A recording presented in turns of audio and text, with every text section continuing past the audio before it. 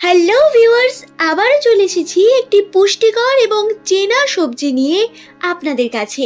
হ্যাঁ, আজ আমরা টমেটো সম্বন্ধে জানবো। আচ্ছা, আমি প্রথমেই বলি, টমেটোর যে যাই বলুন না কেন, এই সবজিটিকে আমরা প্রত্যেকেই চিনি এবং প্রত্যেকের বাড়িতেই কম বেশি এটি থাকে। এবং আপনি যদি একজন মেয়ে হয়ে থাকেন তাহলে আপনাকে জানাই, এই টমেটো খাওয়ার সঙ্গে সঙ্গে মাখারও কিছু গুণ আছে, যেটি এই ভিডিওর শেষে আমি আপনাদের জানিয়ে দেব। তাহলে চলুন এই টমেটো সম্বন্ধে বিস্তারিত আমরা আলোচনা করতে শুরু করি, জেনে নিই এর গুণাগুণ সম্পর্কে। কিন্তু তার আগে অবশ্যই আরও একবার প্রত্যেককে স্বাগত জানিয়ে ভিডিওটি শুরু করব। ভিডিওটি দেখে যদি আপনার ভালো লাগে তাহলে অবশ্যই এই চ্যানেলটির সঙ্গে থাকুন এবং ভিডিওটিতে একটি লাইক করে দিন। এমনই ভিডিও পাওয়ার জন্য নিচের সাবস্ক্রাইব বাটনটি ক্লিক করে রাখুন এবং নিচের কমেন্ট সেকশনে অবশ্যই আপনার কোনো প্রশ্ন থাকলে সেটি কমেন্ট করে জানাবেন। এখন আসুন আমরা ভিডিওর মূল পর্বে প্রবেশ করি। সাধারণ ক্ষেত্রে আমরা টমেটোকে রান্নার কাজে বিভিন্নভাবে ব্যবহার করে থাকি।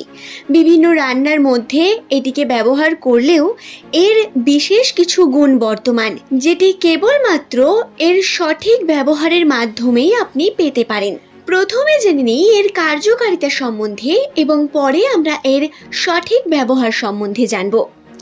যে সমস্ত ডায়াবেটিস পেশেন্টরা রয়েছেন, আপনার গৃহে যদি কেউ সুগার রোগী থাকে তাহলে তার জন্য টমেটো একটি অত্যন্তই গুরুত্বপূর্ণ খাবার, কারণ এর মধ্যে কার্বোহাইড্রেটের মাত্রা থাকে অনেক কম এবং এর মধ্যে গ্লাইসেমিক ইন্ডেক্সের মাত্রা থাকে কেবলমাত্র 15। এই ডাক্তারি ভাষা ছেড়ে সহজ করে বোঝানোর চেষ্টা করি।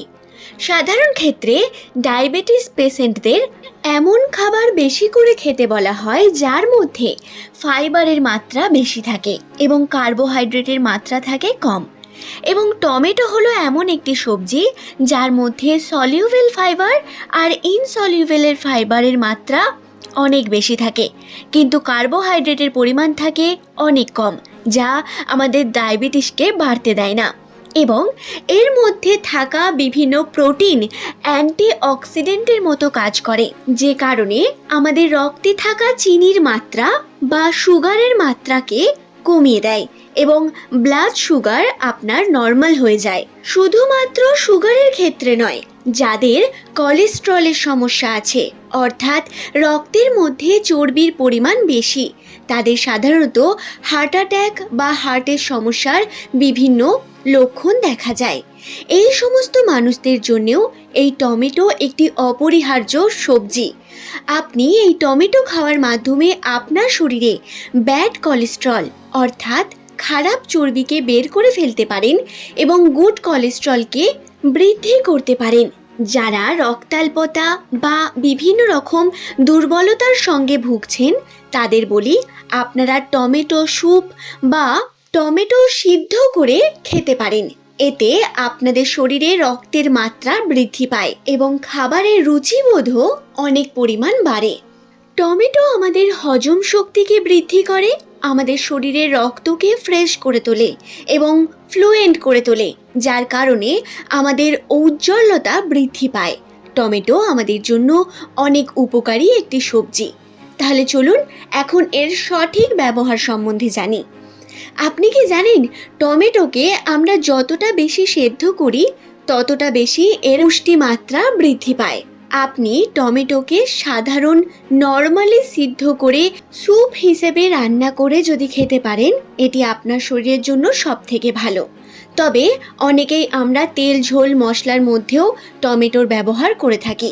দেখুন বন্ধুরা, এর ক্ষেত্রে কিন্তু কোলেস্টেরলের মাত্রা কোনোভাবেই আপনার কন্ট্রোলে থাকে না, কারণ তেল ঝোল আপনি খাওয়ার মাধ্যমে শরীরের মধ্যে কোলেস্টেরল এমনিতেই বৃদ্ধি করছেন এবং সেখানে টমেটোর গুণাগুণ অনেকটা কমে যায়। তাই আপনারা এই টমেটোকে চেষ্টা করুন সিদ্ধ করে, স্যুপ করে বা নিজেরা টমেটো ভর্তা করে বিভিন্নভাবে খাওয়ার। এছাড়াও যে বিষয়টি আমি মেয়েদের জন্য বললাম, এই টমেটোকে আপনি খাওয়ার সঙ্গে সঙ্গে আপনার চেহারাতে যদি লাগান তাহলে আপনার ঔজ্জ্বল্যতা বৃদ্ধি পায়, আপনার ট্যানিং সরে যায়।